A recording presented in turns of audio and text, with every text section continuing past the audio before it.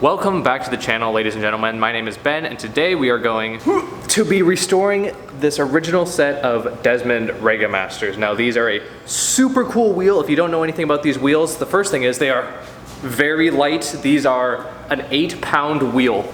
These are made by the Japanese company Desmond, and they were manufactured in Russia in the late 90s using a super cool forging technique that involves a 20,000-ton press. So these are a super strong wheel. They were the lightest weight wheel at the time, and these are the Brights. So they have a diamond cut, like raw aluminum front, and then a blue anodized barrel. So we're gonna be polishing up the front of these wheels, making them absolutely shine in the sun, and then we're gonna be also cleaning up the back mating surface, and then applying a new decal. So hopefully you guys enjoy the video. Okay guys, so first things first was getting these wheels spick and span. We're gonna give them a general wash. Normally you'd wanna use something that removes a lot of brake dusts, because brake dust has got like really ferrous metals and stuff, and you want something to break that down. I don't have that, so we're gonna use some regular soap. And then after that, we're gonna get to polishing, which is gonna be the majority of the restoration of this wheel. So I got a set that has only the tiniest little like bent rim on one wheel, and everything else is perfect. I've gone over these with a fine-tooth comb. There is no cracks in any of the spokes. Normally with these wheels, because they're so old, you'll get cracks kind of behind the spoke right here. This spoke goes down so thin at the very end, at this end point right here.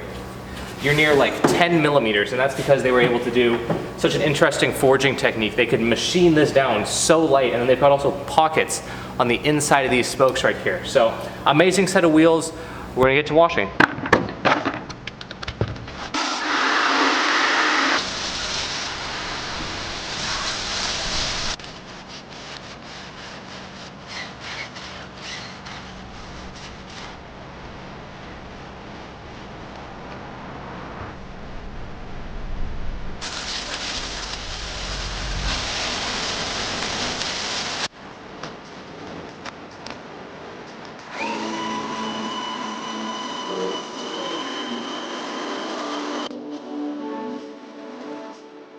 Alright guys, for our first order of business, and probably one of the most satisfying parts, is we're going to be cleaning up the mating surface. So we've got some glasses, we've got a mask, we've got a drill, and a wire wheel, and we're just going to clean up that mating surface. If you guys saw during the wash, there's a bunch of black spots all over the inside barrel. That's actually burnt rubber. The original owner autocrossed these, and I don't know how to get rid of that without removing the awesome blue anodization, so I'm just going to leave it. It's only on the inside barrel, and you can barely see it when it's on the car, but we're going to clean up that mating surface first.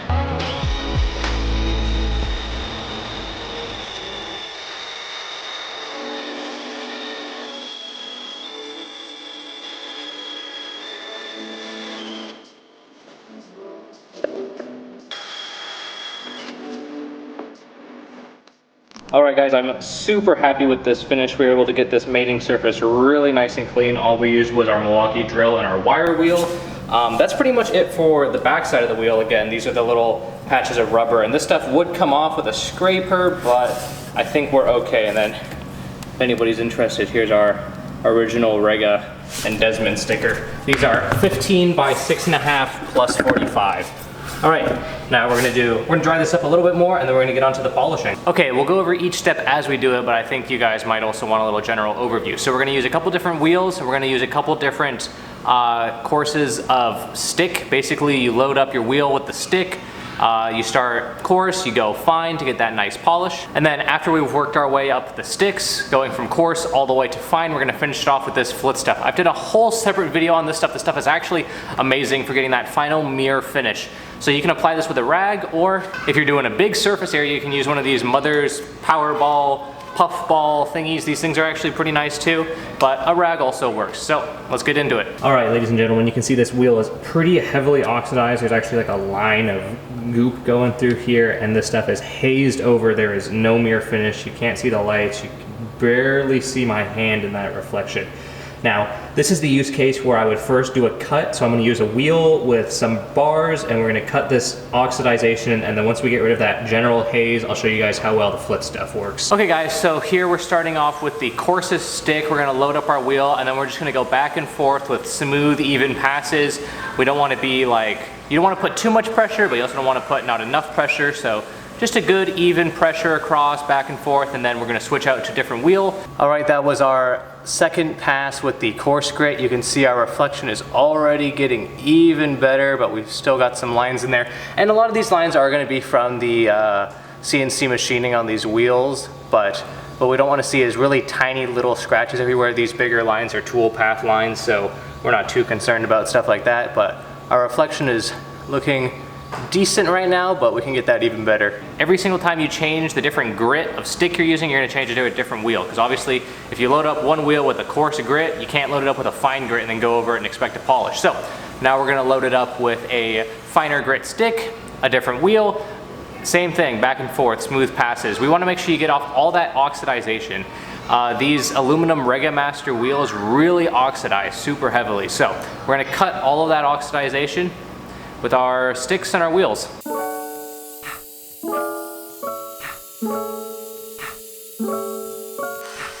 Yup, hey, yup, hey, yup, hey, yup, hey, yup, hey, yup, hey, yup, hey, yup, hey, yup, hey, yup, hey,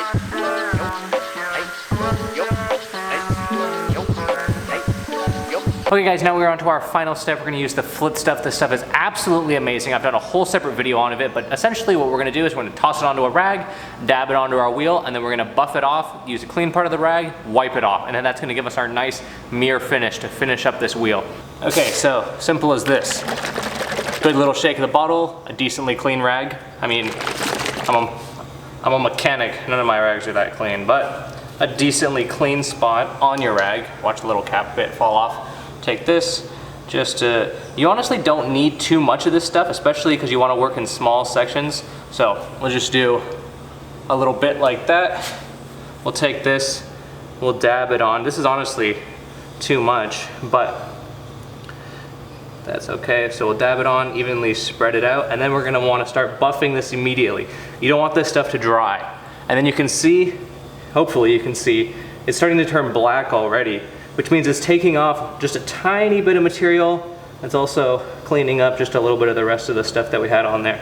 And we're just gonna work this around in circles. You can also use one of those little like buffing pads for this, I'm sure, but I'll just use a rag. And it's getting hazy, and then it's gonna start to clear up. And then you're gonna stop taking off material at some point because it's all gonna be gummed up in your rag. We'll switch to another clean spot on the rag. We'll continue buffing vigorously, getting that. Now we're taking off the material, so we're cleaning it up. Switch to another spot on the rag. I think this is important. You don't want to keep using the same dirty spot on the rag, and you can feel the texture under your hand change every time you do it. You can feel when you're applying material, and you can also feel when you're taking off material.